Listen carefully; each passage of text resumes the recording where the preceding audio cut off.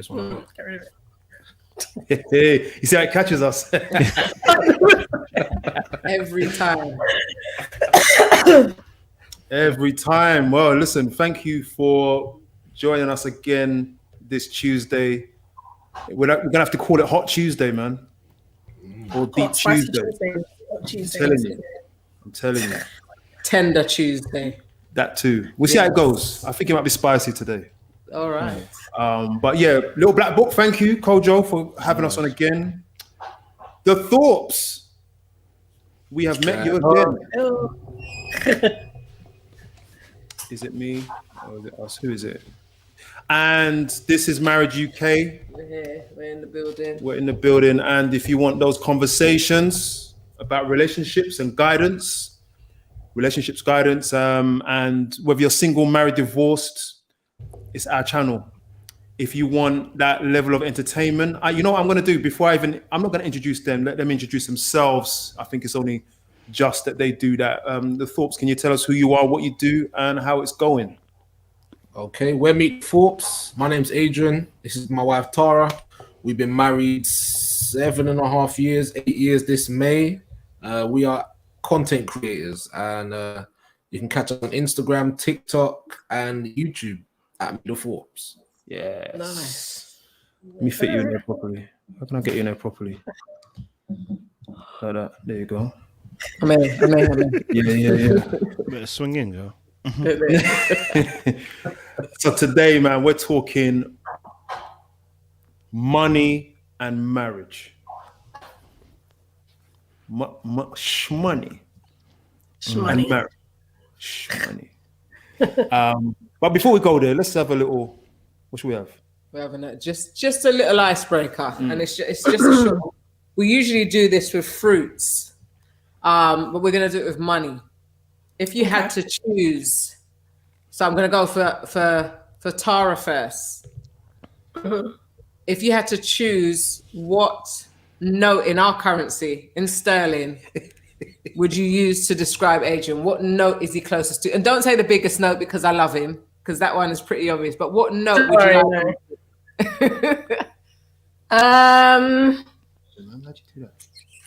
That is a very good question. That's a bit nuts. Is that the answer? Nuts. I want to say like a £20 note because I have more of them. So I have more £20 notes in there. So the more that I have, I'm good. I like that. Thanks. So the 20 because it's in abundance. Yeah, I got loads of them. Obviously not the £10 because I don't want to go all the way down there, but the 20, I've got a few of them 20s. Adrian, same question to you. What note in our currency in sterling would you describe Tara as? Choose wisely. Okay. I was just about to say. I literally just thought about this. So I would consider you a £5 coin. Yeah, there's such thing. There is. Very unique. You have to buy it. Very unique. Not everyone has her. Not everyone. Very selected. All right. They're worth more than £5. And it's more than £5. It's more than £5. Well done. That's nice. Well done. You saved the day, man. I love that. Honestly. Well, today, right, we're talking money and marriage. It's quite a controversial topic. Why? Because hold on. Okay, I get you. This is an interesting topic because it wasn't until how many years ago was it? It was about 7 years ago. I discovered that people do it different than the way that Winnie and I do it. We're going to get into that. But what I want to do is I want to throw some facts at you. We can have a little chat about these facts. And I've got a couple of real life scenarios for you that we want to talk about, right? Slater Gordon is one of the most popular divorce firms, right? And I guess we're looking at these facts in the context of if they're higher class, then it tends to be people who have money that can afford these kind of divorce lawyers, right? But they're saying that money worries are the biggest reason for marriages ending. That's in 2018. I'm always hearing people say communication, you know what I mean? Expectations. But Slater Gordon says, well, the thing that they're writing on the paper, money. Money worries. Over a third of people, this is 2,000 people questioned in a survey, right? They said that over a third said that financial pressures were their biggest challenge to their marriage. And I guess when you're single, you might be low on money, you might have some debt, but when it's two of you, it's a different game. Oh, trust me. Different. And we're going to look into that in a moment, right? A fifth of them said that most of their arguments were about money. 1 in 5 blamed their partner for their money worries, accusing them of overspending or failing to budget properly. Yeah. Okay. Don't let no one pull any faces. You know what I mean? What I would do. Hey, big spender.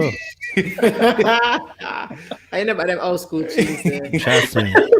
You watch them adverts, man. I'm an old flame out here. So this is it. Nice discussion. Thank you, Berta's eye view. Lovely. All right, one. Do you want to read this? You're better. Yeah. So the scenario is he bought our son one jumper, and I've bought everything else. Claire, 33, earns 35,000 as a full-time editor. Her husband, Paul, 38, is a police sergeant on 45,000. They have a 7-month-old son. We moved in together after a year, and everything was fine until we got a mortgage. I thought it would make more sense if we had one account for all the bills that we could pay some money into. And then whatever we had would be left and be our own. So I got the forms for a joint account and he never signed them. And they lay there for 3 years until I chucked them out. I reminded him and he said that I was nagging. So I stopped mentioning it. Since I got pregnant, he's bought our son one jumper and I've bought everything else. And he hasn't paid me back. All bills, is this keep going, yeah? Keep going. Yeah. This is real. All the bills are paid on a very casual basis. I pay some, he pays some. And it does my head in. It does my head in, it sounds like. That's what you sound like. It does my head in. Because I never know where we are with the money, with money. Both of us probably think that we pay the biggest share. But I don't actually know who does. There is no system at all. I'm paying all the childcare at the moment, and he just keeps saying, oh, I'll do it.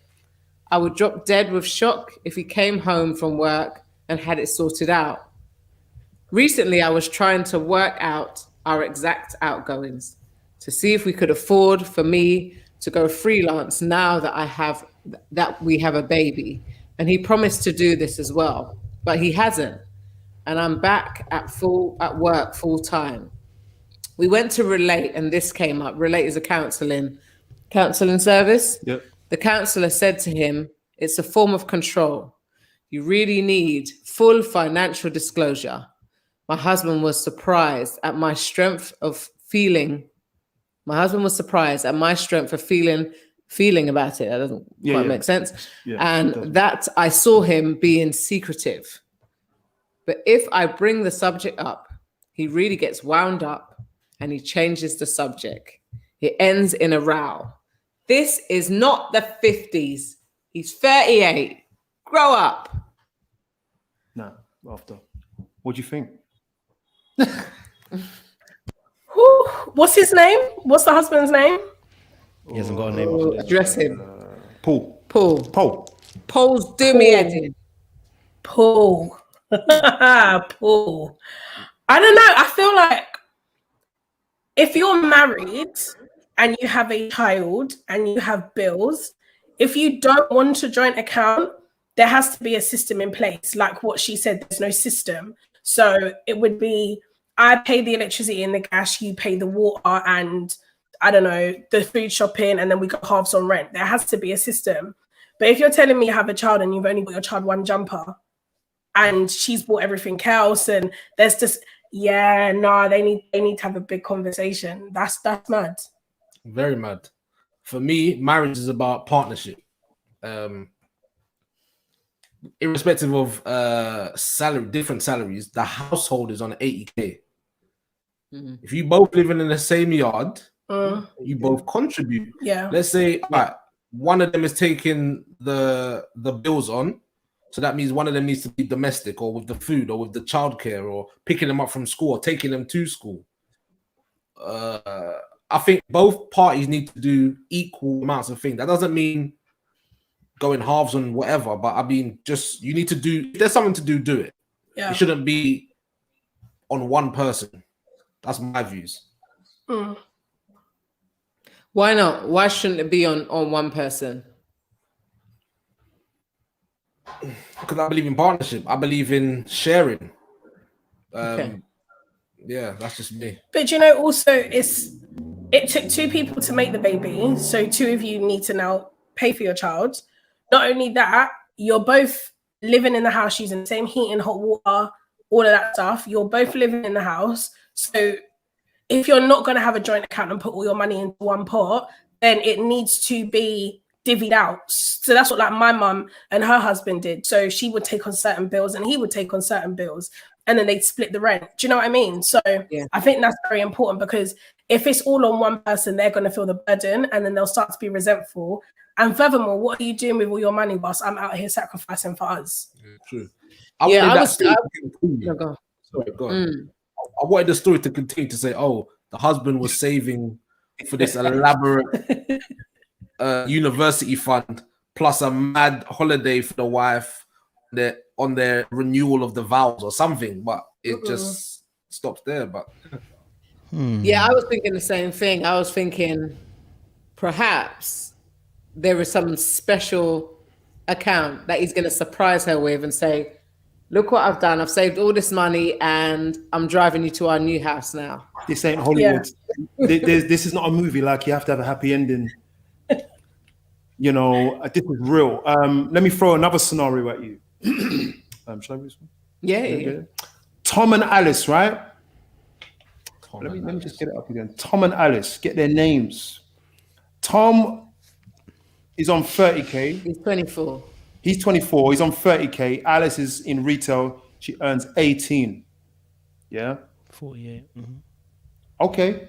Mathematicians, yeah? Watch this. We have separate accounts. In terms of how much of the bills we each pay, I tend to shout, don't I? Sorry. I have split these in proportion to our salaries. Come on now. I earn 70% of our total income. So I pay around 70% of the aggregated total, including water, electricity, Sky, and internet. They're not married. They're in a relationship. Yeah. Sorry, they're engaged. In terms of food, she pays me £80 a month and I will cover the difference. We usually spend around £210 on food. She's got a credit card, but I'll pay off if it's for food and household stuff. It was just a way of being fair. There's an important line there. It's just a way of being fair. I know it sounds very precise and mathematical, but it works. I suppose the whole point of being engaged is that it's a trial period to see how things would work out in married life. I can see Kojo's face. If she were earning more than me, and if she paid more of the bills, from a male point of view, I wouldn't feel comfortable. Can I have it, bro? There'd always be the dreaded conversation with the in-laws. Her parents would be like, oh, well, I think we'd probably go back to 50-50. I do have basically saying I do have some pride on the matter. What are your thoughts on that? I mean, what are your thoughts? I want to see Kojo's. I want to hear what he's got to say. His face. No, I just have one question. It sounded actually really good. It sounded good at first. Aggregate, I understood it. Ratio, I got it. Where's her income going to? Where's what? Where's her income going to? We know what he's paying for, but we only know she's paying £80 for the dinner. There's an incomplete scenario here. Where's the rest of her income going to? Why is her credit card not being paid for if the income is not going towards the family bills? What's going on? I'm sorry, I'm a budgeter, so my mind is trying to think where the extra finances go into. That's all. I'm just trying to. She earns 18 grand a year, so that's like minimum wage. But she's only paying £80 for the food. Where's the rest of the money going to?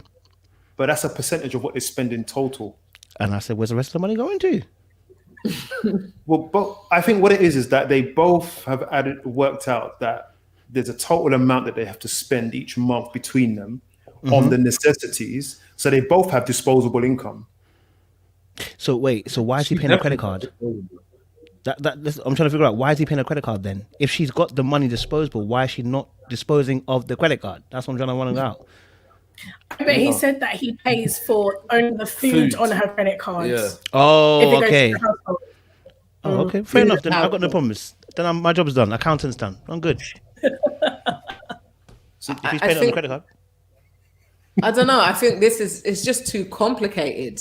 Is The it? way it's set up. In my mind, the way I would view stuff, I'm just like, this is messy. It's just too complicated because I don't know. She's saying about the credit card. What is it? It's that he will pay. They pay off if it's a food element. If it's a food element. So what if does that include when she gets lunches at work? True. I don't know. It's like, how far does that go? It just gets a little bit messy for me. I don't know. I feel like they're not married, so they don't need to join their accounts right now, right? People are married and still don't join their accounts, which is absolutely fine. I feel like I'm all about, sometimes I can be all about fairness, right? And I'm like, but it's not fair. 100. It's not fair.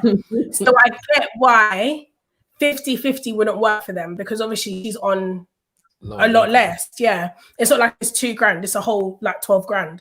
So I think it's good. I think in terms of the household bills, if he's covering what the percentage is and she's covering the other percentage, so it's fair, then I think, yeah, man, there's no arguments there. You can't argue with that. A fact is a fact. The numbers don't lie. What if they were married? Well, then, what's yours is mine and what's mine is yours, baby. And I don't have much. It's all Better going raise into some one stakes. pot.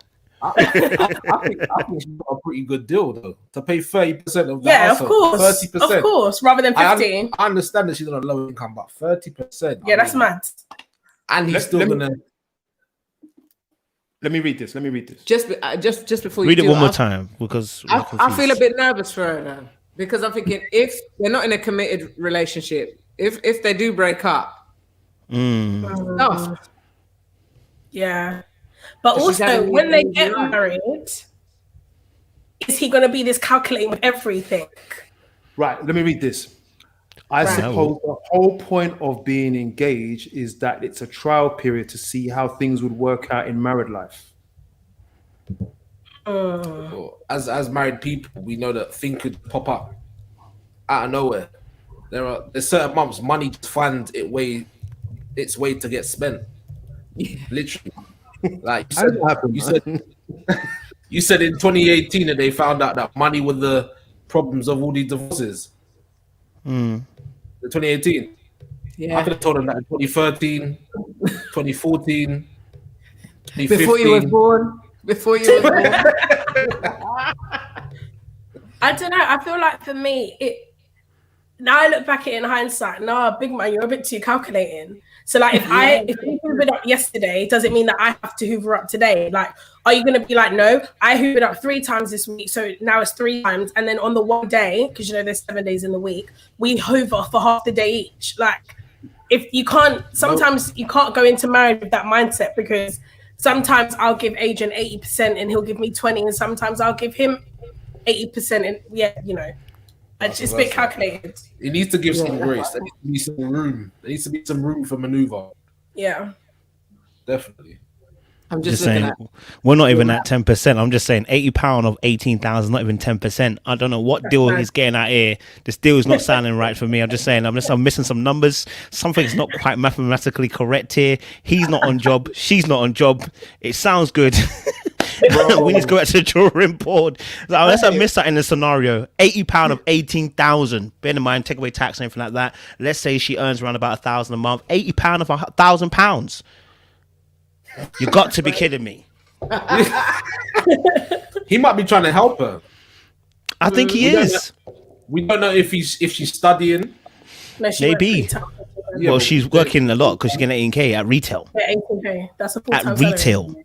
Salary. At retail. Primark, retail. 18K. Mm-hmm. That's a lot of money. This might be her first job, and he might be teaching her. It don't matter if it's her fifth. She's getting $1,000 a month, and all you're collecting is £80 from her, bro. She's living in your head rent free, basically, bro. So just to be clear, Demi, I don't know how to say her name. I'm so sorry. She's paying £80 towards food. Just to be clear. Okay, fair enough. Okay. And what else is she paying? Is she paying anything else? Yeah, because it's the 30%. It's the 30%. Okay, so she's paying. Okay, so she's paying the rest of it. So she's paying the rest of the other stuff. She's paying 30%. In that proportion. Yeah. Okay. It wasn't sounding right for a second. Okay, cool. Mm-hmm. It's okay. It's a lot to remember. I can't stress it enough. She better stay with him. Listen, she's getting a good deal. But then, even though I keep going back to the fact that if he's calculating like this for everything, that's scary to me. Yeah. Right. So sometimes she might not have that extra £20, and she's just like, I don't know what his name is, Bob. I don't have the £20. What do you mean you don't have the £20? That was the deal. There's no grace in that. Do you get what I mean? There's no let up. Yeah. You see, this is the thing. This is poisonous in marriage, but it's nutrition in dating. This is an interesting thing. And I have a problem with this now. Sorry, I'm a deep guy. I'm a deep guy when you like that. you felt that, innit? You know that deep when you oh, it is lit today. That's loudest, man. Right, all right. Where was we? No, I'm saying that I'm concerned about the mindset, because what must be good in dating must be good in marriage, apart from maybe a couple of things. But in terms of the mindset, we believe, it seems that, let me not speak for you lot, I believe that this situation is a problem when they get married. Why? Right, let's go there. Let me take you through the questions. And then, so I'm going to ask you guys some questions about your relationship, yeah? Okay. Let me just fix your screen. 1 second. Here we go. Adrian and Tara, whoever wants to go first, what did you do before you got married? And then we're going to go into some of the ethics around that. Finances. Yeah. What do you mean? What career-wise, sorry. What was your career like? What job did you have? Yeah, sorry. I was in like education, so No, you was not, big man. You was earning like £70 a week. Yeah, hold on. When was I on the buses? That was before we even started dating. I've done a lot of jobs. A lot of jobs. Pull up the whole CV, I worked in a garage, nursery. I drove the buses. You worked in a care home. Worked in a care home. I did loads of different things. Debt collection. Yeah, I done loads of stuff. But just before we got married, you wasn't doing that. I don't remember what I was doing. He was working in a care home. Do you remember? He was working in a care home. He was working with disabled kids. Yes. What was I doing? I was working full time, but then I was working full time in EE, the phone shop. Hey, shout out. Hey. Yeah.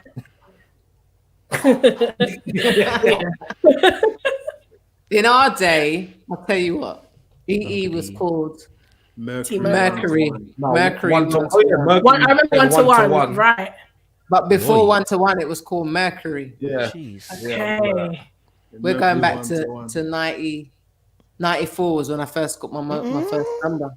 07958 400 Yeah. 280. You can't call me now. The number's gone. It wasn't 07. It's gonna ring. It's gonna go to someone else's phone. Oh yeah, 09.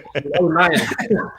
It wasn't 07. It was 09. Is It it? was 09 them times. Yeah, 09. We really have moved. No, I had 07. Maybe I was late. No, not in the 90s. Yeah, man, I did. No, there's not My 07. mom still got the same number, so it was 079. Yeah, but I'm saying, okay. Yeah. I'm not going to argue with you on No, live TV. you didn't have my number there. So you don't have a number then, so you can't chat. You understand? All right. Yeah, so you worked in EE. Yeah, I worked at EE full time, and then I think just before we got married, the year that we got married, no, tell a lie, I was working part time in EE and I was studying at uni. I was working full time the year before we started dating. Yeah.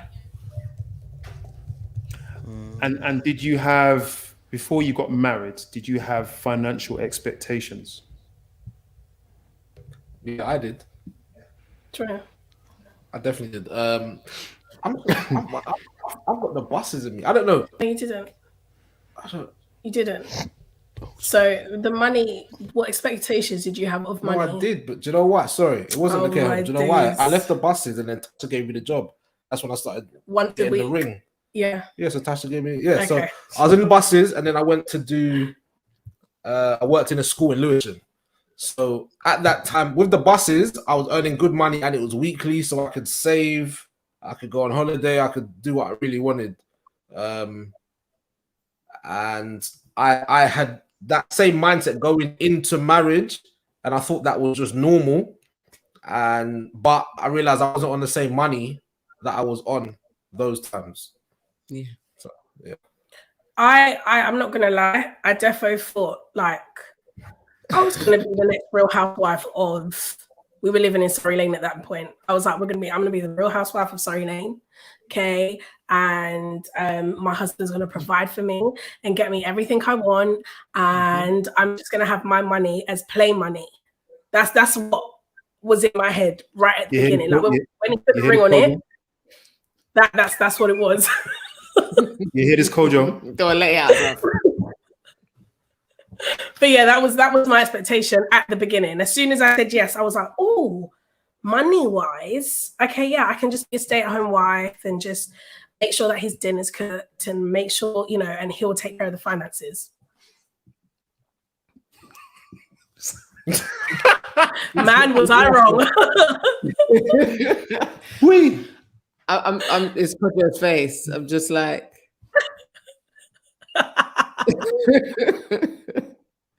moving on swiftly. My question is to you: what kind of financial literacy did you have from childhood?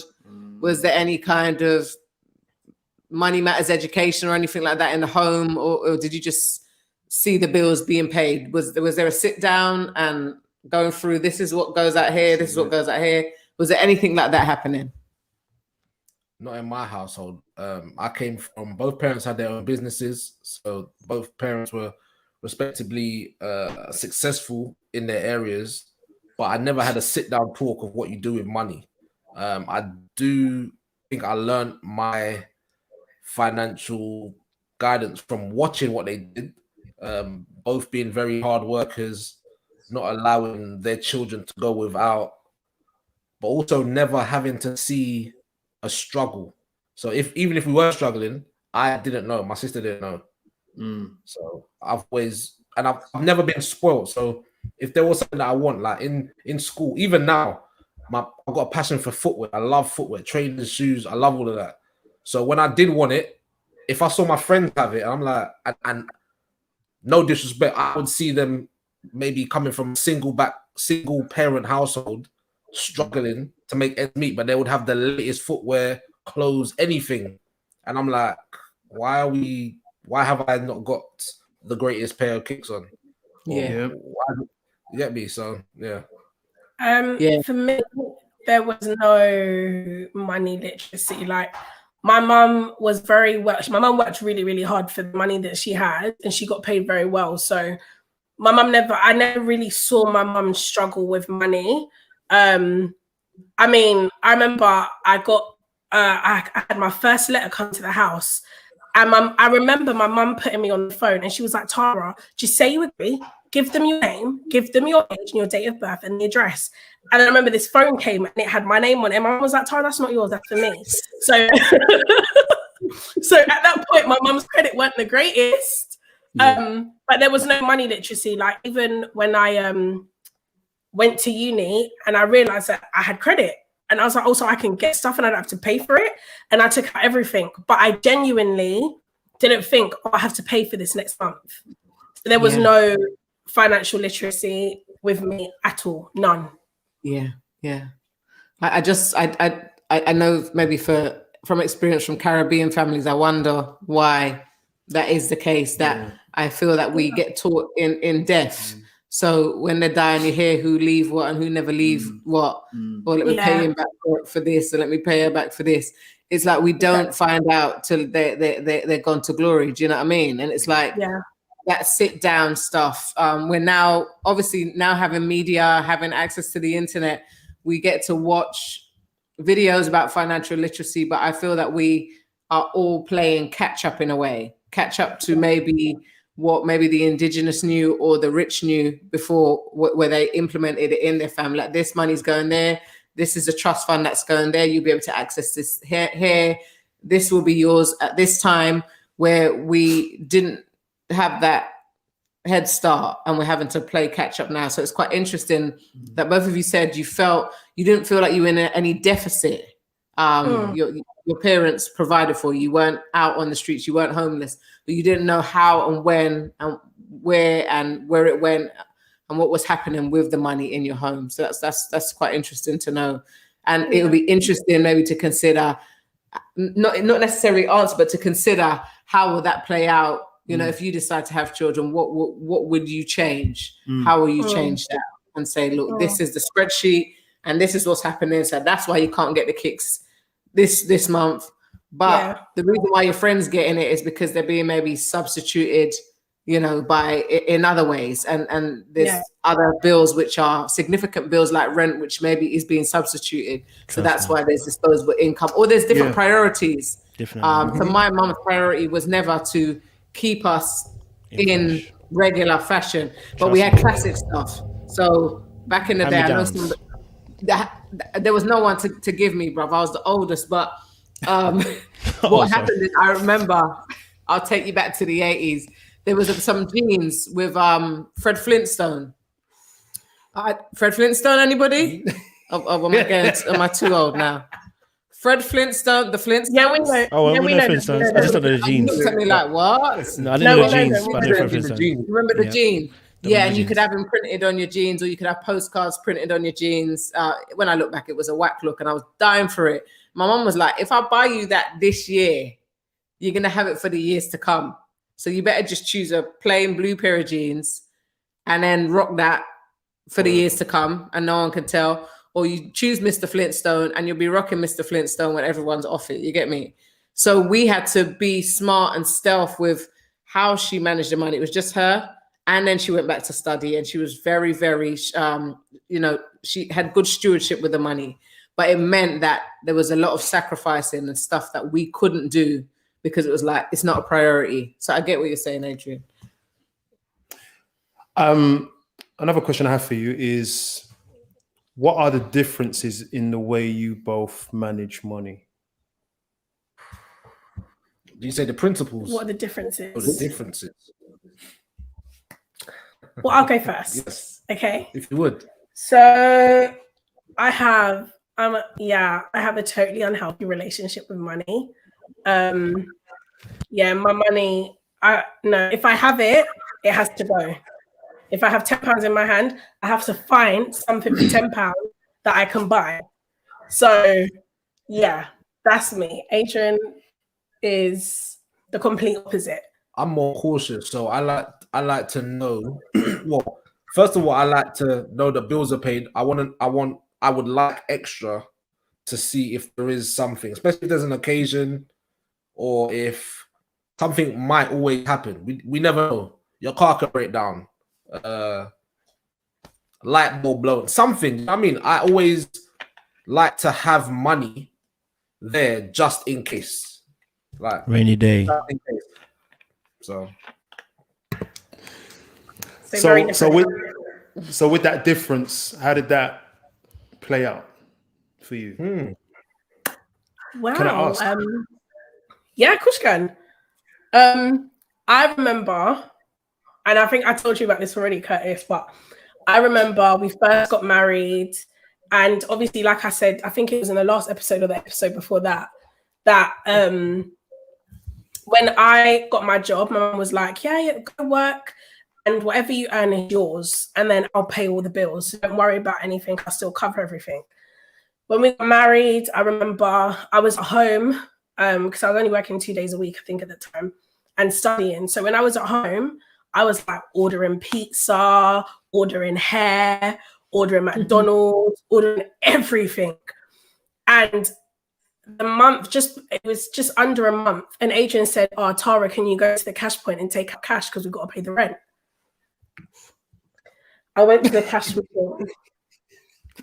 I promise you, there was like £12.87 in the account. So now love has to kick in. Now love is going to be. Now love has to kick in, right? what's love got to do with it? What love can't pay nothing. I'll be honest, boss man. I beg you. Let me just pay that rent off with the love that I got for my wife, please. It don't go so. No. Yeah, it was mad. It was mad. Like literally, my heart dropped when I put it. Because before that, I'm gonna be honest, I never checked my bank account balance ever. So I just do it spits out. When I saw it, I said no. And I don't even know how I told you, but it was it was. You found out though. Oh, I definitely found out. I think that had been the first time. That was the first month. That was the first time. Also, my phone got cut off. I was like, huh? My phone, my phone's not ringing. I had never experienced that in my life. I had never in my life experienced my phone. I didn't know what that was like. I honestly didn't know what that was like. I was so baffled and confused. He was like, Tara, my phone's not going through. I was like, babe, it's cut off. Just ask them, just make a promise to pay. In my head, I'm thinking, why is she knowledgeable on what this promise to pay foolishness is? Why is she experienced? What is going on there? I'm like, promise to pay? What does that mean? Anyway, I don't even know how we got through that. I don't know how we got through it. It was our first month of marriage, and that just showed how different we were financially. That's the thing. Crazy. That's a bit of a mezzanine. It's mad. It's mad. All right, do you know what? I'll be honest with you. Come give it to us, KJ. Me and money. No, not even you two, because I think that's natural. I think most couples there is a opposite. Someone spends, somebody saves. So I think that's usually how couples usually are. I just think from my perspective, I'm a bit like Adrian. I'm a saver. So it's the rainy day. It's the what if this happens, or kind of thought process, because it depends on how you see money. Some people see money as freedom. Some people see it as security. And so normally couples normally have the two. Then couples normally have someone who thinks money is security, someone thinks money is their freedom. And I think it's one of those things that we don't get taught, like you said, from young, that this is how people see money, and that you have to be able to kind of work it out between the two of you. But I'll be very honest. I've been in relationships where money situation, I'm just looking at it like, what the. And I didn't realize how vexed I got. Like, there's very few things I get vexed over, but money is one of those things. I'm looking at the person like, hold on a minute. So you overspent, and you didn't do your essentials, and you're looking at me now. And I don't know why. I remember one time it happened to me, and I was looking at the person like, so you don't have the essentials, but you're now looking at me. What do you want me to do? You know what I'm saying? What do you want me to do? this is not the rainy day I was thinking about. And then you realize that these are the things that you work through as a couple. And if you are married, this is something that could happen. And you have to be able to have that conversation about how you see money so that you're able to kind of adjust. So I actually wasn't looking in a bad way. I was actually thinking this is what happens because people have different views of money, freedom versus security. But anyway, go for it, Curtis. Go back in. Sorry. Yeah. No, go on, Adrian. Sorry.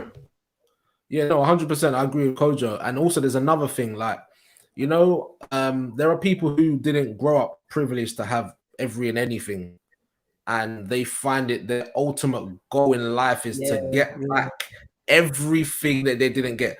I'm one of them people. I want to get back the times my dad, my mom told me no, everything. I'm talking about down to little, you can believe it, little things like going somewhere I wanted to go when I was younger, doing something I wanted to do, claiming something, this piece of jewelry, that trainer, that clothes, that name, or just having money stashed somewhere. I remember one time, I remember when the recession came, and as I said, my parents were both business owners, but my mum's business, she had a nursery, so she had to close the nursery down because of the recession. And I remember she had to get a job in Sainsbury's just to make ends meet. And my dad was able to keep his garage, but things weren't ticking over as they were. I remember walking in. So my mum had been working at Sainsbury's for ages, but it didn't really clock into my head until I walked in and saw her. My mum got a bad knee, a bad back. I saw her stacking shelves. It crushed me to the bone. Like, it crushed me to the bone. And I was like, you know what? I made a decision there. I was like, I wasn't saved. I wasn't saved then. I was like, listen, I gotta get money somehow, some way.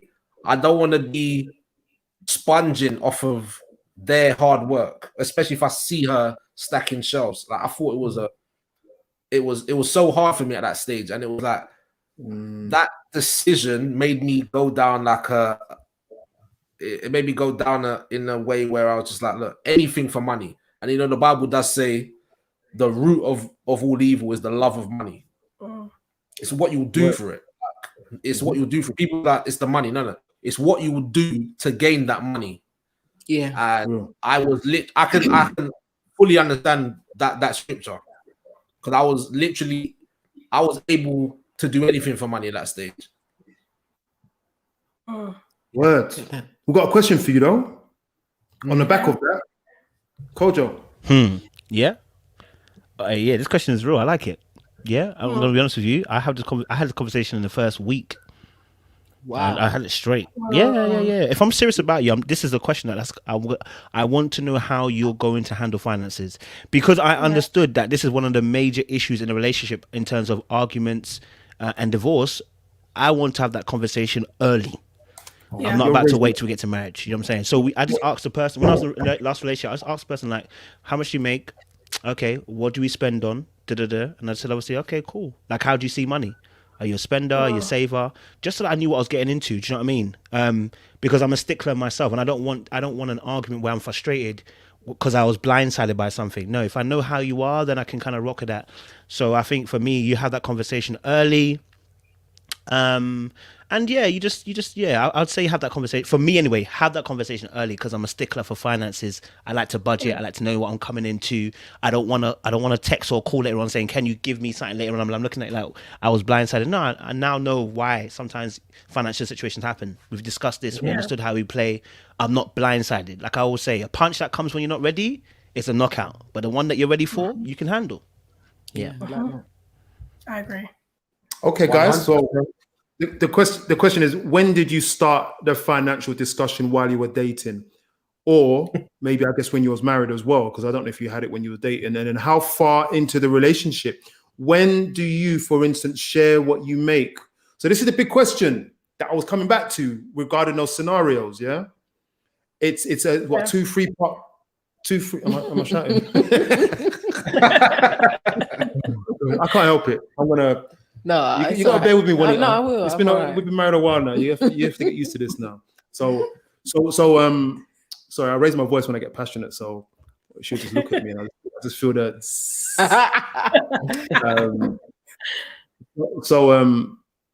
It's a 3-part question, and it takes us back to the scenarios.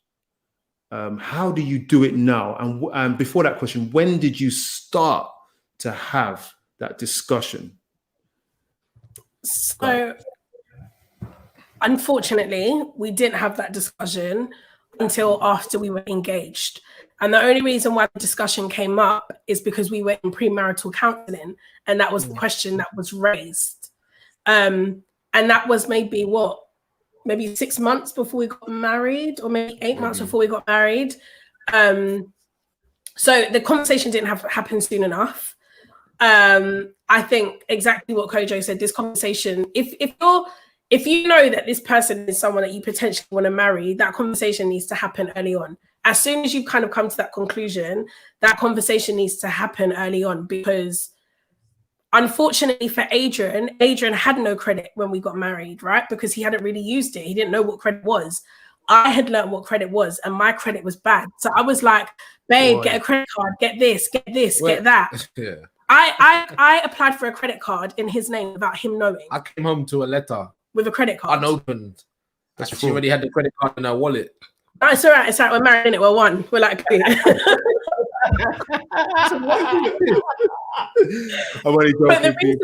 but the reason why I got the credit card for him was to build credit. So I was like, babe, I've got this. I'm gonna teach you. But what had happened is once we're married and because we have a joint account, our financial records are now joint together. So now his credit can't mix with my credit. And now he's getting denied in places because of me. So financial conversations are so essential at the beginning. You could be dating this guy and he's got CCJs like as long as this. You're done. You're done. Yeah. And you know, he might be is he or she making the decision to fix it? Are they trying to change their finances? Are they speaking to step change or debt advice or whoever it is? Because if they're not, then maybe you want to rethink what you're doing and who you're about to. Marriage isn't just about love. It becomes finances. It becomes the way you build your children and the stuff like that. So you've got to be very, very careful. But if we could do it again, we would have spoken about this at the get-go as soon as we started dating. And for me, the last question, when do you feel to share what you make? At the beginning. Right at the beginning. Right at the beginning. Like, not to be funny. You know, some people are academics and some people are just, I don't know, not for better words. So that may cause a strain. So the person who's academic might be a doctor. It might be attracted to and want to marry a person who is just happy with doing retail or working part-time. That doesn't mean that they're not academic though. It's just choice of jobs. All right, choice of jobs. Whatever the situation or scenario, they need to have a conversation. Yeah. Okay. Where do you want to go in life? If that person on 70K is like, oh, I've been paying everything around here and and the guy or woman who is working part-time that doesn't feel that they want to work anymore or study to get a higher paid job, it's just like I'm cool with this. There's gonna be issues in that marriage. But I think it goes even beyond that. Do you want to buy a house in the future? Do you just want to rent? Because some people might just be happy paying their £600 a month with their housing association. I'm not throwing nothing to housing association. I love housing association, right? But they're happy to just pay the £600 and, you know, have that. Whereas their spouse or the person that they're marrying might be like, no, I want to start investing in property, or I want to have a family home that our kids can grow up in. Well, it's not going to work because you've not. Do you know what I mean? You need to have these discussions. I think. No, go on, Adrian. You finish. I'll go after you. I have one person saying that I want to build the house and this. One person be like, no, but I want to go on holiday 5 times a year. That's all. That is all. I'm happy with 5 holidays a year. As long as we go 5 holidays with no kids, that is me. The other person's like house, 2 children, picket fence, and a dog. The conversation needs to be had in dating, especially as Christians. We date to marry. It's like let me have some options. No. You're dating to marry. You find this person, and I feel fit. This is who I want to suit. So yeah. I was thinking about across the pond, Americans. We know a few couples who live in America, and it is part of their conversation in dating. Yeah. What is your credit score? Well, I just asked such a question in the UK. It just doesn't fit with our culture, but it's definitely needed, because even when you're saying somebody with CCJs or somebody even who's just content to maybe stay at the same salary level for the rest of their career, it's like, let's have that conversation. And those conversations are best held in the context of premarital counseling. Now, not everybody has that, but it's a great place to thrash out your differences and your expectations as well, to lay them all out on the table. And for us, when we had premarital counseling and spoke about, a 5-year plan, we spoke about where would finances go, how it would be divvied up. And we went to a weekend away. Do you remember that? It was in like an engagement and enrichment retreat, marriage enrichment retreat. We were engaged then. We were engaged then. But at that time, they had a whole exercise, a whole module dedicated to finance and how we view finances separately, and then how we would bring those finances together. So in the end, our decision was that we were both working, and that all the money for the bills would go to a central account. And then it was, and we would do that 50-50, because we kind of earning the same amount at that time. And then we would have our own separate accounts for whatever you wanted, whether it was to get a surprise gift for the other partner, or if you wanted a pair of shoes. That's how it worked. Now, when we had children and went through a couple of financial crises, then it was just the one account. It was just like, we just deal with the one account. We don't need to like call, can I spend this? It's like we have a budget sheet and you know how much there is left. My sister does it to the T, where everything she spends goes on that spreadsheet. So she knows exactly what she'll have at the end of the month. In fact, the question is, do people have a spreadsheet? The spreadsheet. Are you using stuff like a spreadsheet? Are you being proactive and active in managing your finances, or are you just dipping your hand in a wishing well, if those things still exist? Do you know what I mean? I'm going to ask a question. I want to go back up a little bit.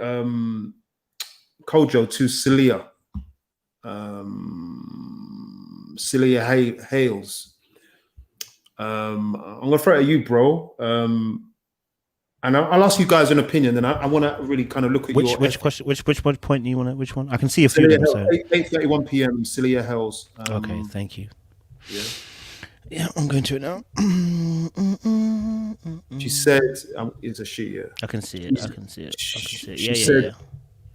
She said, "I know a guy who called off his engagement because he found out his fiance had bad credit. Over 20 years later, she still has bad credit." Forget the second part. Coach, are you saying? You wouldn't even get that far. Are you saying? He answered it in the first week. Go on. He wouldn't even get that far engagement. Man's going on Experian and looking at the numbers and thinking, man, this can't work. It would. Do you want to find it? But the thing is, obviously, I don't know how it is in the US system, but obviously UK, you can do things to get your credit up. You can work, and because I've worked in finance, so to be honest, I totally understand. Even things like CCJ, I understand how it works. So to be honest, it's not as much of a bigger deal. What's the big deal is if you don't tell me, if you're lying. Right. Now we've got a bigger problem. Do you understand? Because like I said, I've been in relationships where CCJ have happened, and we've worked it through. I've even helped pay for it. It's not a big thing for me. It's just when you are dishonest about it. And number two, I'm never going to save you. This is one of my biggest pet things that I'm never going to do. I'm never going to pay off all your debt. The reason being why, not because I don't like you, or not because we're not a team, but I need to see how you're going to handle it yourself. Because otherwise the lesson won't be learned. Some people don't learn these lessons, right? They're racking up bills, You need to see, are they going to be proactive enough to do it themselves? And when you can see they're doing it themselves, then you can help and jump in. But if they're not doing it themselves and you pay it off, their person hasn't actually learned the lesson. You just saved them, but you haven't seen if they can actually learn that lesson themselves. They can put themselves in that situation again. So it's very important to just have that conversation and see how someone's mindset is towards what they're dealing with. Are they sticking their head in the sand?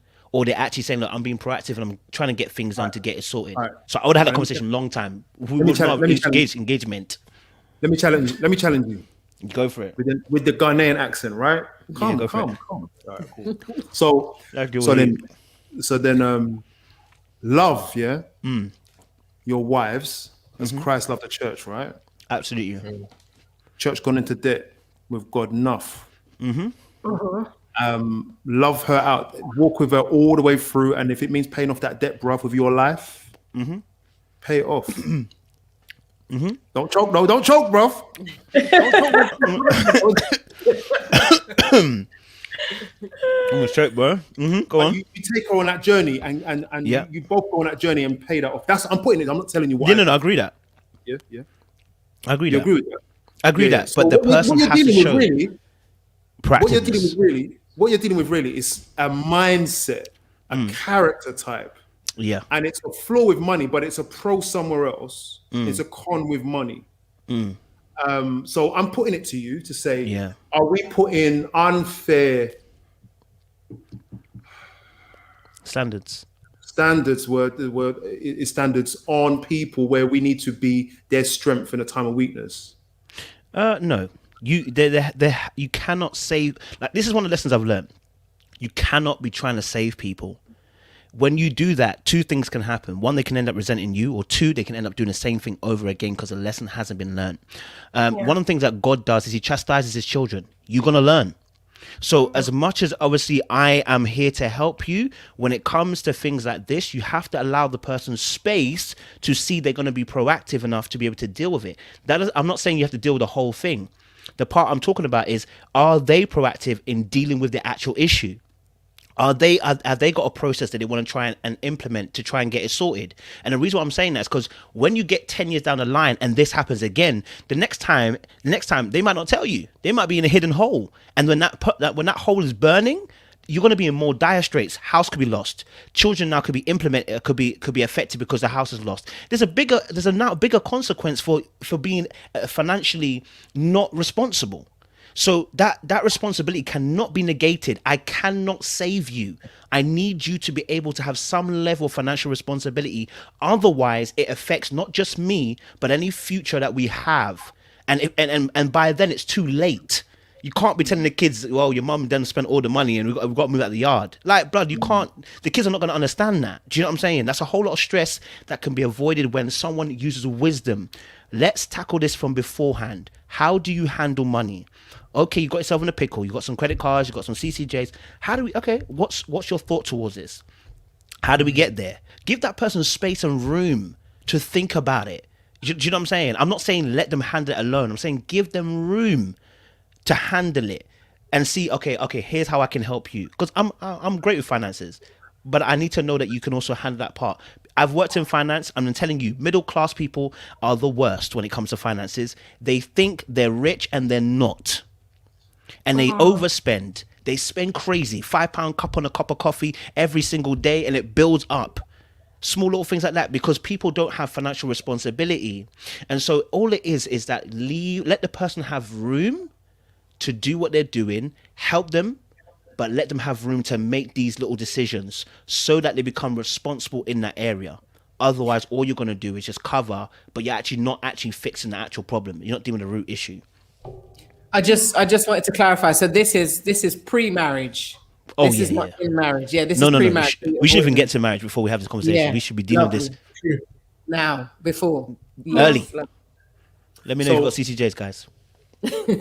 before we slide in them DMs, we just want to let you know. I'm not gonna disclaim you. We can still work this out. You know what I'm saying? Don't slide in the DMs unless you're sorted. I got a question for the Thorpes, right? Actually, two questions. The last two questions, actually.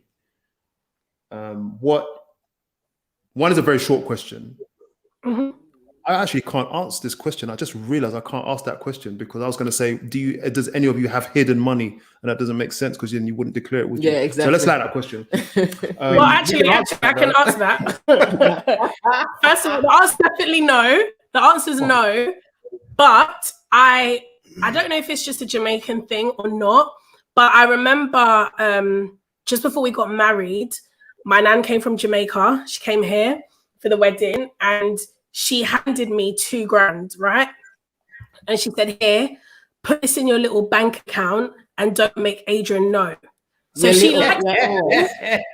And she was like, put that in your account to start your account and I will make sure that you've got money in your account every month. I'll top it up and wherever you've got a little £5, £10, put it in there just in case. So my family, as a woman, having like little stash is what you should have just in case. But we don't have it. But yeah, and she was very angry that I said no. And when I said no, she took the £2 right back off of me and said, well, then you don't get the £2 then. I would have said yeah. And then it is a cultural thing. It is a cultural thing. Have yours. Get your little. They always call it have your little money. You know what I mean? Yeah, have your little money. Yeah, have your little money. It's like just in case he tries something. And I've spoke about this issue with my friends on a large scale. I mean, none of us in the circle have our little money because we're hoping what we've done here is open and honest, and it's a true investment. So there is no little money just in case money, but it is a mentality that goes through our culture. It does that just in case you need to escape, you got your little money. And I guess that they would have had to have done that because the family setup and dynamics required that for survival. So I can get why they would do that. But then this leads on to my last question, and I know we've got a question on the screen. What's your ethos as a team on money? What are your disclosures to each other? What level of transparency? How do you function when it comes to money as a team? All right, so we've got 3 accounts. We've got our joint account. We've got personal accounts. Because of how we both are with money, it's best that I'm in control of where, or have the final say on where money is spent. Whereas Tara is a person who spends and then thinks later. She's definitely got better over time. I haven't. He's being so polite. I really haven't got better with money. Like, money is a very difficult thing for me. I still haven't learned discipline. Every month I say I'm going to treat money differently, and I don't. But we give that to God for prayer, and I'm making some action.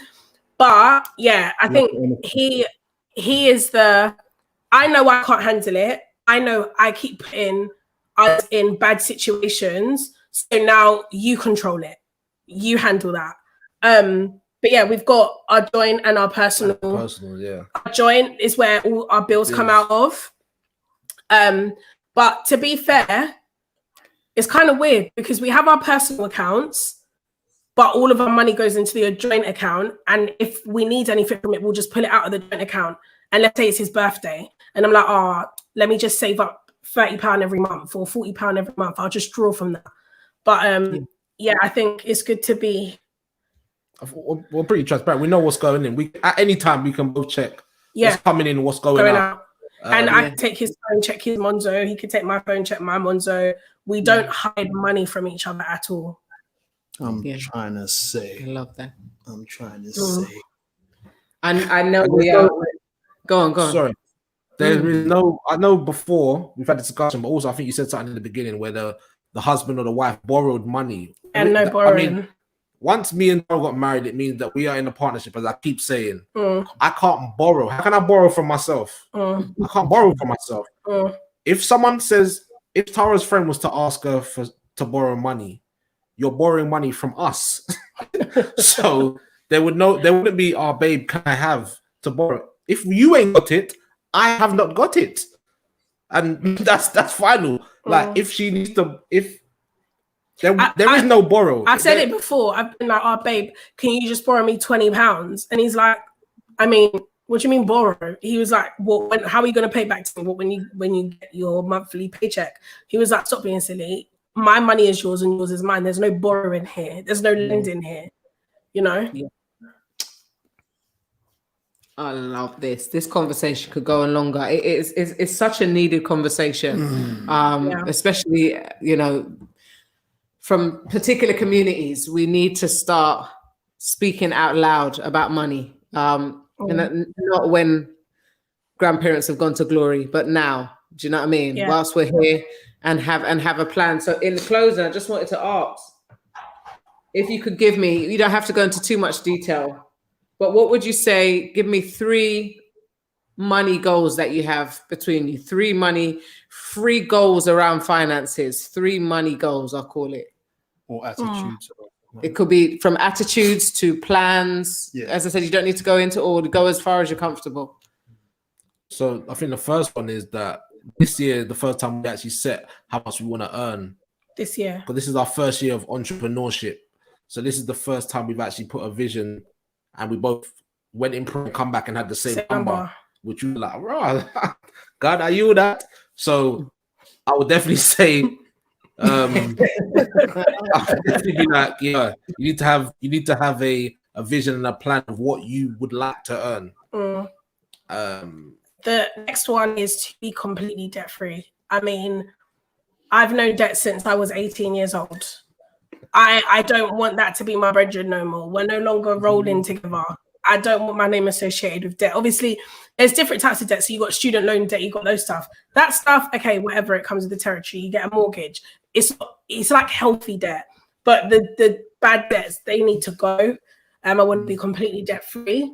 And another one for me personally is personal, but it benefits us both, is to have wisdom when it comes to money, to be a good steward of money. That's so important for me this year. What does that mean? I mean, so I know that. So I remember this girl. I can't remember her name. I think her name was Tony. She basically made this spreadsheet, right? And I think you had to pay £3.99 for it, and you could put in what you make and whatever. She's done it all for you. I want to be able to sit down at a spreadsheet and be like, oh my gosh, okay, let's be real. I love food, right? And I want to be like, nah, Tara, you're not getting Domino's today, hon, because it's not in the budget.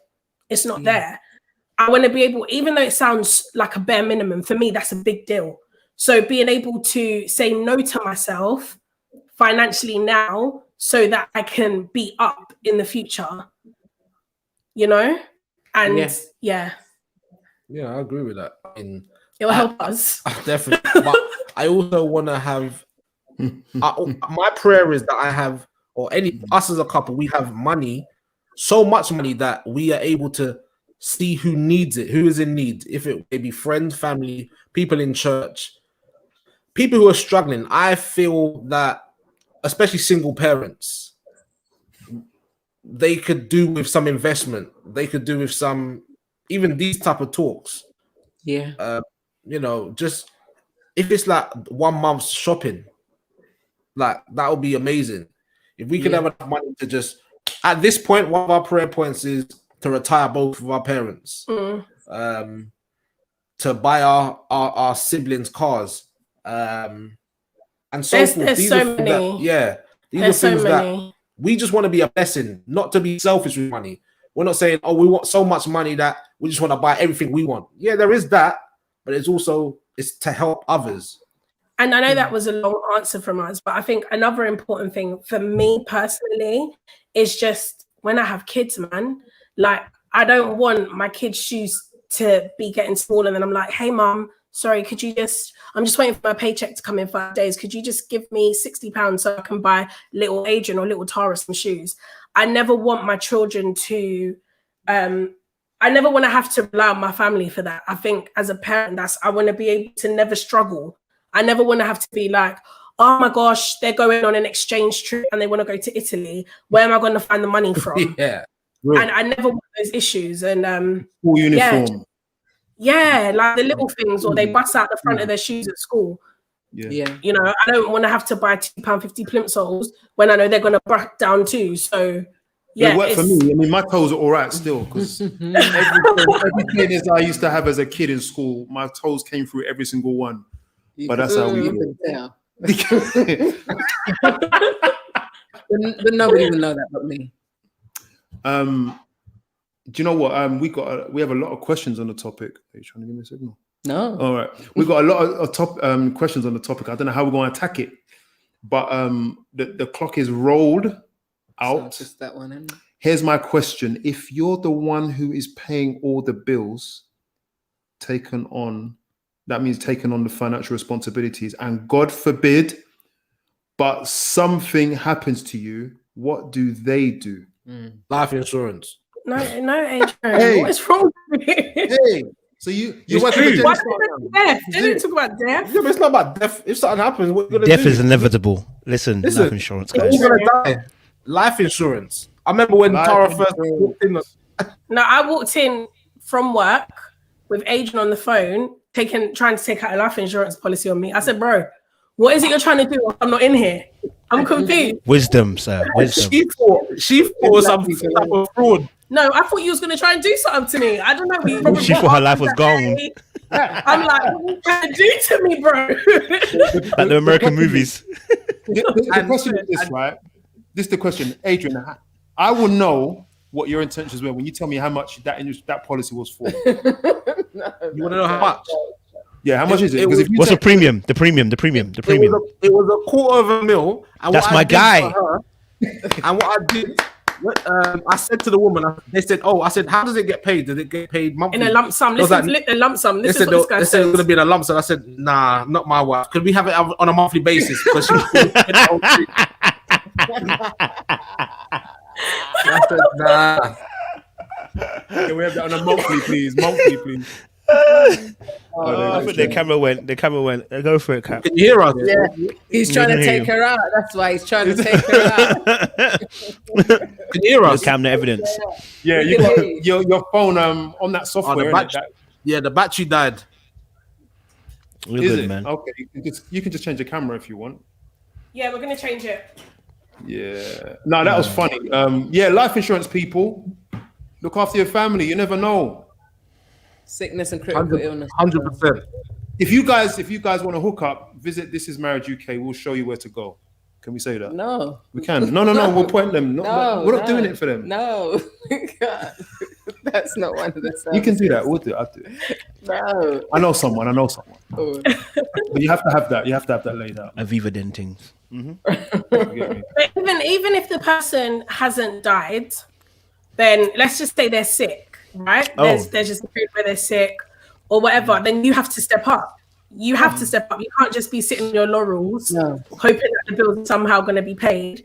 And that's happened with us before where I've there was one point that I was really sick and Adrian had to take on, he was doing 3 jobs to cover both of our incomes, or there's been a time where financially where he's not been sick, where he might have lost a job. So now instead of doing my bank work, I'm now working full time. So you've got to step up. Yeah, definitely. It is something that is a community thing again that we don't think about. I mean, and as a community, we don't always even like to talk about death. But as Kodjo said and reminded us, it is inevitable. Even talking about it is difficult. As being part of this community, but that having life insurance is crucial. Do you know? And even in your policy, sometimes you can get the critical illness and other aspects to be covered as well. Even there's part of our policy where if anybody went in a home, then that would be covered as well. Not that. That is a whole conversation in itself. Because guys, the government will suck you of your peas.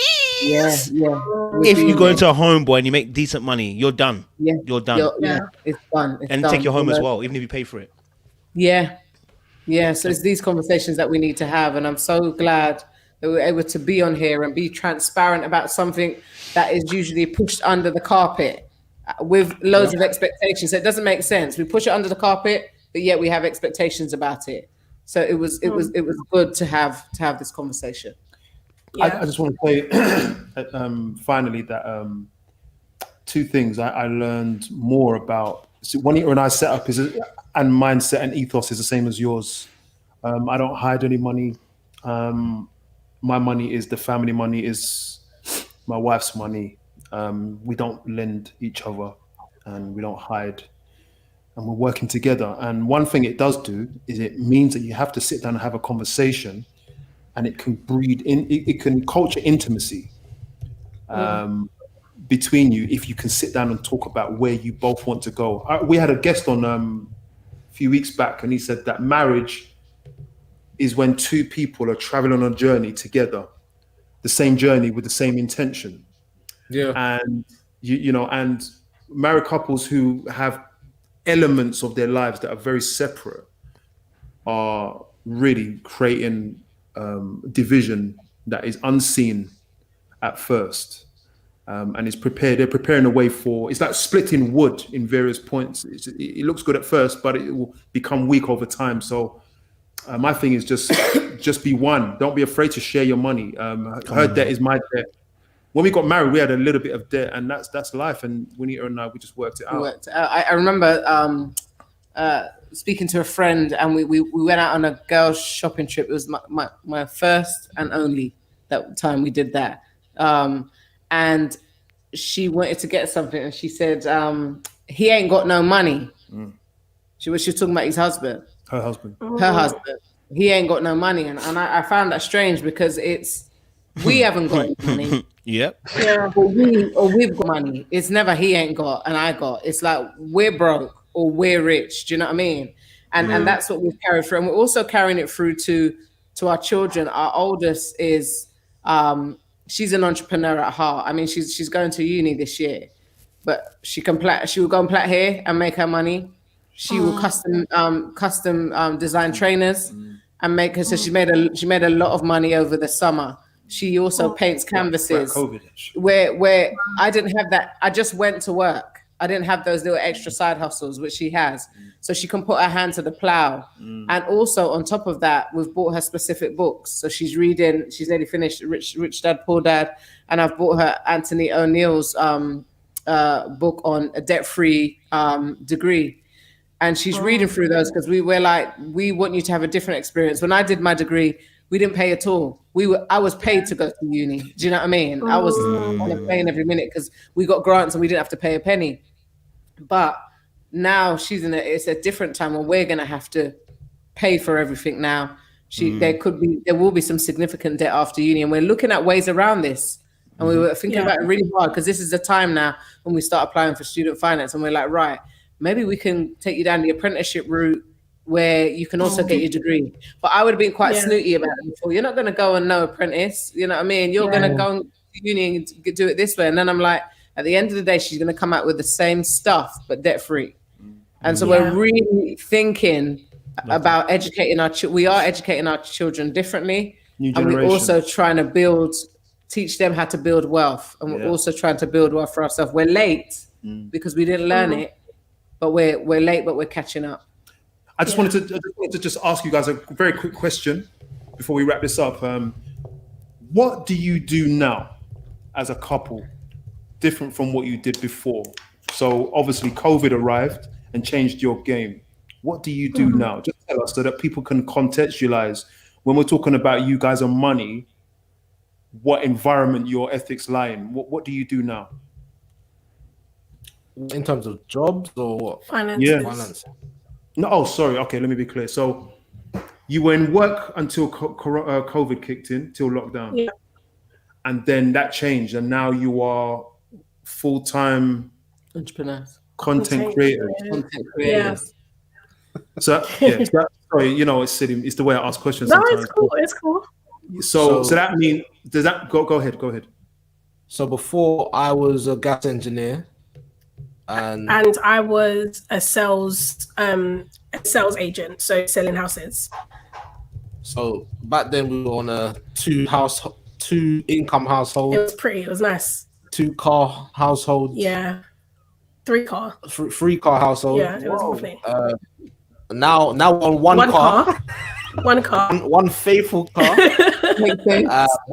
And we're on a joint income, we would say. So we get paid from content that we create on different platforms. Yeah. So now we've had to adjust. We've had to adjust. So we've actually cut back. As soon as COVID happened, we cut back. So I'm talking about phone bills. Oh yeah, my phone subscription, just cut back so there's bare necessity. So we know at least if we get at least this, then we can cover all bills. Yes. Oh man. And we've had to rein in our belts. We've had to rein in our belts. So, you know, like Netflix and all that stuff. Who is Netflix? Sorry, I don't know who that is right now. Do you know what I mean? Or I don't know about my account anymore, but I will definitely take his sisters, you know, because they were living off on ours. When we was having our 2-income household, these people were all over our Netflix, can't log on to Netflix because there's too many people watching. So we've just taken our take it back for a period. I mean, back then we was called the Dinkies. Yeah. Double income, no kids yet. Yeah. Dinkies. Wow. That's what it was. But now we've had to be more frugal with our money, and it's taught me how to be with money. So my chest was high. I was like, I'm sorry, I only shop in Sainsbury's. I don't know what these other shops are. I don't shop anywhere else. Oh, please believe Aldi is my best friend. I love it. Yeah. Has always been, sis. Preach it. It's great. Even down to the point where I am a stickler for name brands. So I'll be like, I'm not buying Sunright, which is Lidl's crisp brand. I'm buying Walker's. Hey, listen, they do me good. Like, it's even better. So anyway, I'm digressing. Welcome to the jungle, sis. Right. Welcome to the jungle. Right. Yep. So I've learned in this period we've had to rein our belts in a bit. We've had to rein our belts in, and 100%. You know, there's a season for everything, and this is our grind season, and we're good with that. We'll grind, and we'll grind it out. One thing is that we both got the same vision. I couldn't tell Tara, come and follow me if I didn't know where I was going, if I didn't know where I was leading her to. There's no way. And I doubt that she would have followed me if I didn't know. I wouldn't. Like any woman. Be honest. So where we've got the same vision, we know that this is only for a season. Initially, we said, all right, let's take a few months, maybe to a year. But the Thorpes is taking off, and we're seeing great successes. So we're thinking, okay, cool, let's run with it and see how far it can go.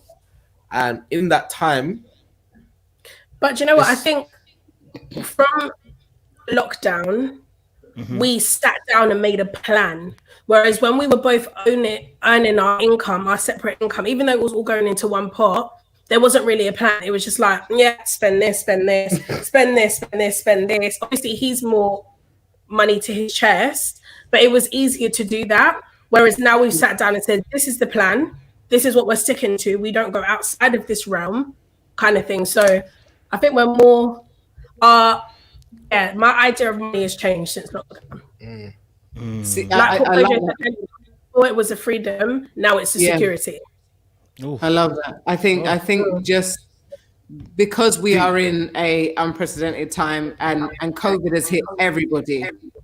Do you know what I mean? It's very interesting to see how you adapted. Yeah. One last question, man. Let's squeeze it. All right, look, couples, when did you know you could trust your partner with your money, finances?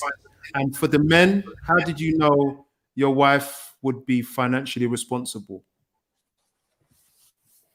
I will go first, and then we'll leave it to the guest to close it off.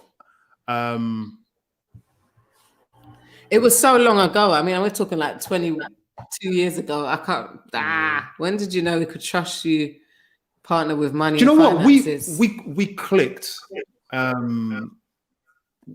Our mindset towards money was slightly different, but one thing we had in common is that we weren't big spenders. Yeah. So that kind of saved the day. But my mind, I didn't have any education towards money. I didn't really care about clothes and spending money on names, brands, or anything. But we didn't have any credit cards and stuff. I think that was one thing I took from home for financial literacy, which is. It's a way of building up your credit. I understand. I think my first credit card was 3 years ago, and it's been my only. It's paid off now, and it's in the bin. Just because my mum used to say, if you can't get it now, you're gonna have to wait. And so I've always kind of grown up with wait. Don't sit on a sofa that you're still paying for. Do you know what I mean? We didn't want that. So it was always like, if you see it in the shop and you like it, then work towards it rather than getting it on credit. So I feel we had that same mentality about money in that area, that it was like not really, it wasn't easy for us to borrow or to live off credit. So that was one thing we didn't do. But we are very different when it comes to risk taking and spending money and so forth, which is another show. But for me as a man, I knew I could trust my wife with her suggestions. She wasn't reckless. Simple. Oh. She didn't and the thing is that is a part of her character. Now I want to say that I will say though, sometimes I'm like Adrian, where it's like, you remember when you asked your mum for that pair of trainers and she said no, and you want to get it 40 years later. Yeah, sometimes that does yeah.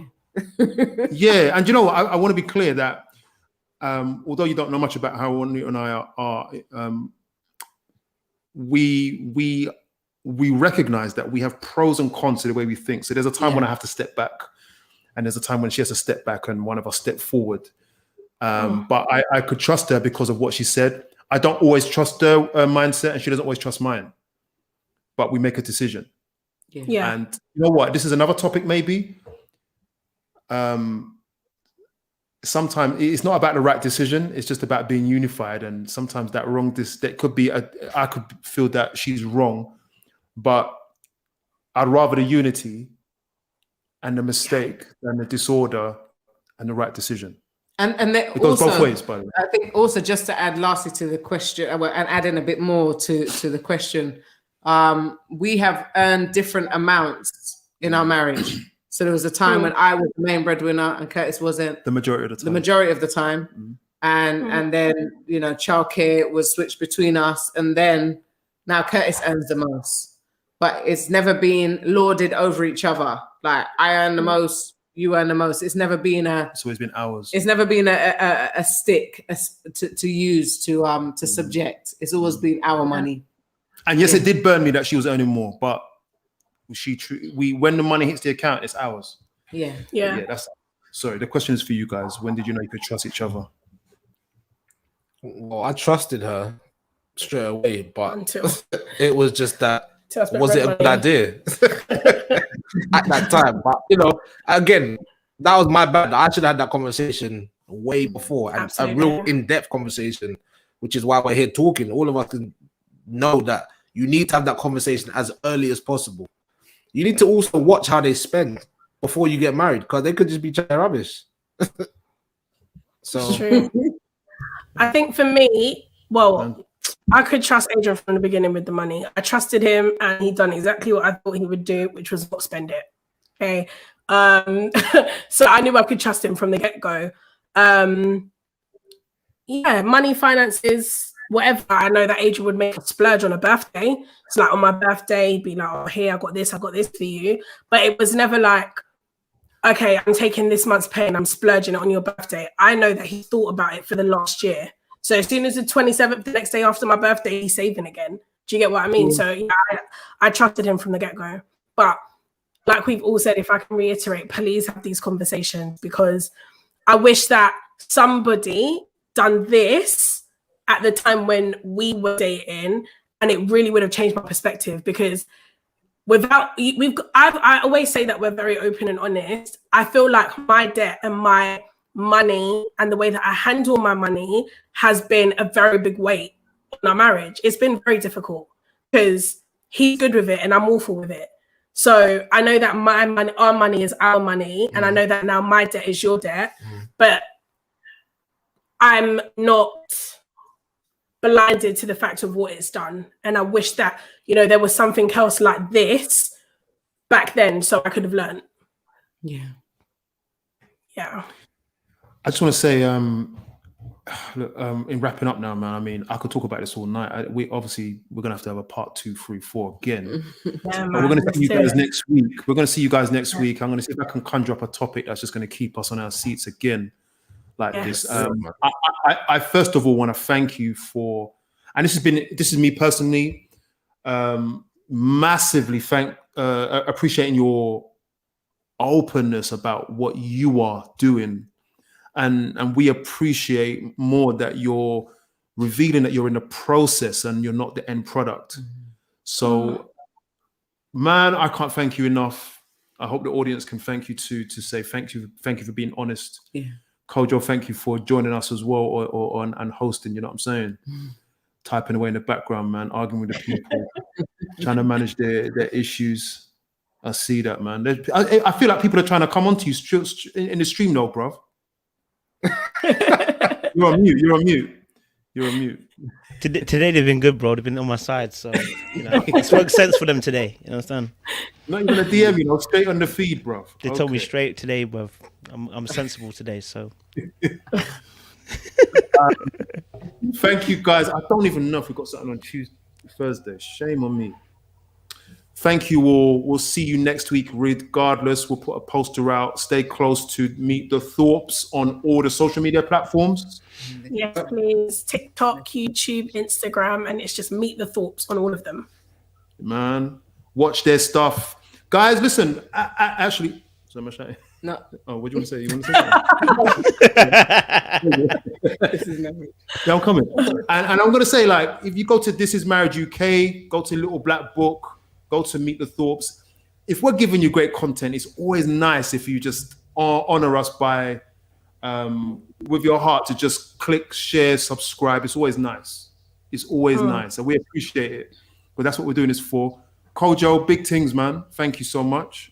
No worries, man. You know, and go to This Is Marriage UK if you want to catch up on all the discussions we've been having and more. God bless you all. See you next Tuesday. Safe, guys. See ya. Yeah. Yeah.